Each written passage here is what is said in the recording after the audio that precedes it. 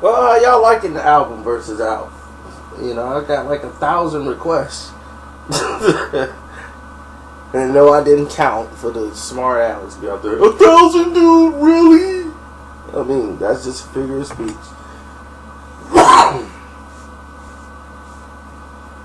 It just means a lot. Now, we going to volume 5 now. And it's a hard one. They all hard. Souls of Mischief 93 to Infinity versus the Bizarre Ride 2, the Pharcyde.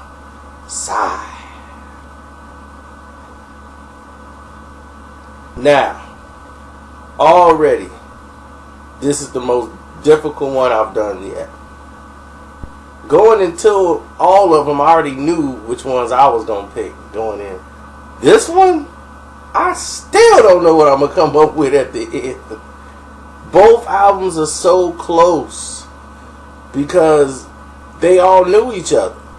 Like, they all were familiar with each other and was basically respectful of one another. You know, Dale worked with both. They, you know, hieroglyphics, they one big family. Telling people, man, y'all slept. Y'all was asleep on Oaktown. Oakland was not just about pimps and hustling. You know, they got hip hop artists over there that was really spitting, and y'all was just asleep. But that's okay. I'm here, so help bring people to light that needed to be. Like, they was producers like Casual, Domino, you know, Ghetto Jam. You know, he was a producer, and he started producing a lot of these records. A lot of people didn't, you know, weren't familiar with that. But when Pharcyde came out first in '92, they really put everything on the map. They was just, you know, everywhere. And I'm trying to think. They had a lot of people working with them at the time, but they were so uninhibited by like barriers. They just was like, this is hip hop. This is what we do. We just gonna go all out. And it could be R&B, hip hop, smooth. And it was like a Tribe Called Quest passing me by. And I was just like, it took passing me by a little while to catch me. You know, I wasn't really caught on passing me by. People loved it. She keep on passing me by. And I was just like, it's alright. You know, it was cool, but it was more like a Tribe Called Quest feel. You know, so, but I'm like, okay, that's cool. It's like they tried. Listen to the rest of the album. And my cousin brought me, because this was more of his era coming up. He was more into the younger hip-hop artists that was coming up. I came in already with a whole group of artists in hip-hop, so I was just following them. He was the one that was all the new groups coming up. This was him. He's younger than me. So all this new hip-hop that was coming in at the time, he had it first. You know, he was deep into it. You know, and he was rhyming. So all this stuff he could relate to. So I get to hear it when he hear it. So that's how, like, he already had the Pharcyde, knew all about it and everything. So when I got the album, I'm like, whew, man, that for better or for worse.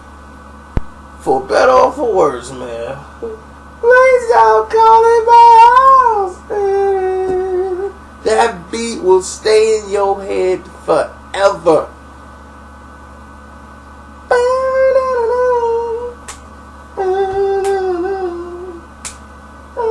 You think so intelligent. People have said that 1,000,001 times. I mean, just that skit alone before it goes, it's like a skit that turns into a song and goes back to the skit. It has no parameters. The album's all over the place. Then my song, Other Fish in the Sea. You know there's other, you know that there's other fish, baby. Yo, mama.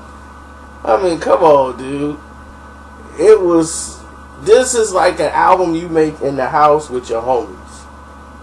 And they did. They made this album in a house with their homies. And it came out to be a smash. They got gold albums, gold records. I'm like, are you kidding? They sold 500,000 copies of this? This is like just hip hop at its core basis.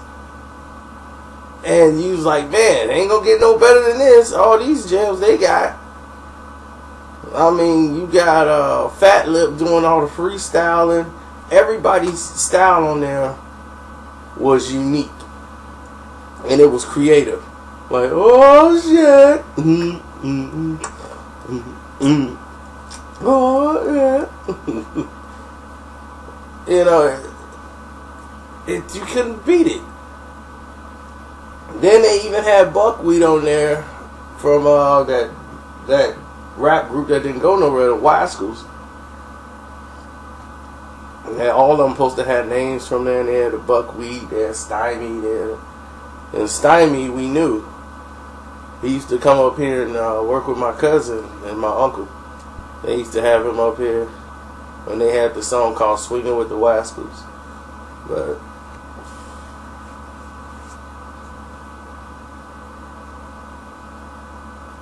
man, I'm trying to think.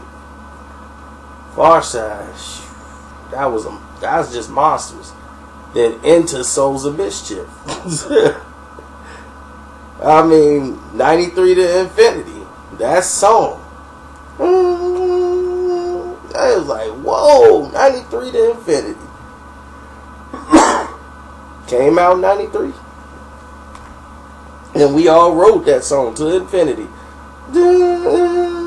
Once again, my cousin had it. And at that time, I had a driver's license. And only time they'll let me drive the car is only when I'll be like begging to drive the car. They want me to go to the store for them. That's the only time they give you the car. Hey, you need you to go to the store. You actually use the car for yourself. And they like, my insurance don't cover you. That was their excuse to keep you from the car. And I was like, man, forget that. Yeah, I'm going to go to the store for you. And we just bounced. And we had 93 to Infinity. We had that whole tape. And normally, I don't let nobody play nothing in the car. If I'm driving, I'm playing something.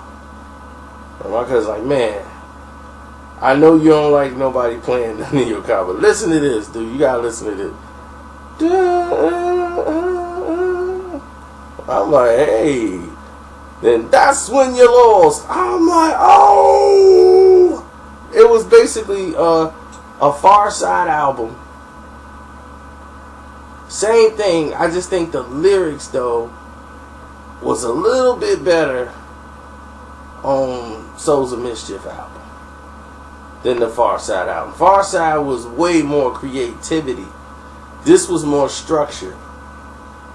And it was dope. Lyrically, I think this one was dope with the styles and everything. I think it was, but man, that's when you lost. Step in the casual, that's when you lost. What about Domino? That's when you lost. But if you step to Snoop, that's when you lost. Step in the A+. If you play Target, that's when you lost. Man, step in the OPO. And Festo, he was he used to do the Iggity style all the time. Nigga the figure, flicking the phone with the stunts and coming to kicking the president, the nigga was just in the number. You know, that's his style. I'm carousel the kids, swallow, hollow tips. You know, that was his stuff there.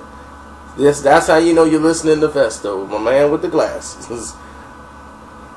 So, man, I miss 93 to Infinity, but man, trying to pick which album was better, you got That's When You Lost. What is my other song? Never No More. Oof, they even got a video for Never No More. Man, that was cold. They had Limitations. Anything Can Happen. I mean, The list goes on and on, fam. It's hard to decipher who and what is what on that album. I'm still right now trying to figure out which album was better. I'm right now, I know I gotta pick one. It's hard for me. I gotta pick one. I'm gonna go with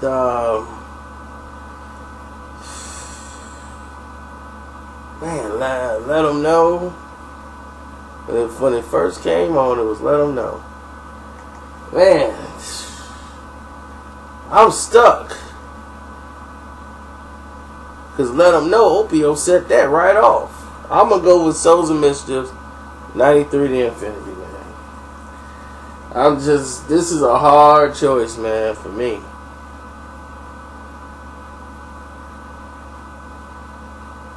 But Opio, man, that was the one. So, man, Let Them Know. Man, I almost forgot about that. Yeah, so I'm gonna ride with 93 to Infinity. Y'all let me know which one it is. I'm stuck right now. My brain is fried on this. This is like two twin albums that it's hard to decipher which is which. So I'm going with lyrical skills, and 93 to Infinity definitely have it. The most creativity, though, is on the Bizarre Ride 2, the Pharcyde. That's how that works out. But if I gotta pick one, I'm picking Souls of Mischief, 93 to Infinity was the better album. Woo! Remember, follow the playlist, man. And we'll keep trying to keep pouring them out for you, man. So, album versus album. Don't forget to follow that playlist. Tell me in the comment sections which ones you would like to see. I know I keep surprising people with some that y'all already picked. I'm already doing or already got done. But it's funny because everybody's brain is thinking the same way. So I'm like, okay, that's cool. And no, I will not be doing Illmatic versus Machiavelli. That makes no sense. The way I come up to comparing these records and these albums is I think they need to be in the same area of feel or genre. That just makes no sense. There's no real comparison chart there for that. I mean, you could compare them, but it's just no fit. It Was Written was supposed to be compared with Machiavelli because Machiavelli was a response to It Was Written. So those two albums combined match up well as far as comparison. Now you will see Illmatic versus Ready to Die. You will see The Blueprint versus Stillmatic. But just because you see one album against another album, don't mean you won't see that same album go up against another album. So, just brace yourself. I'm out.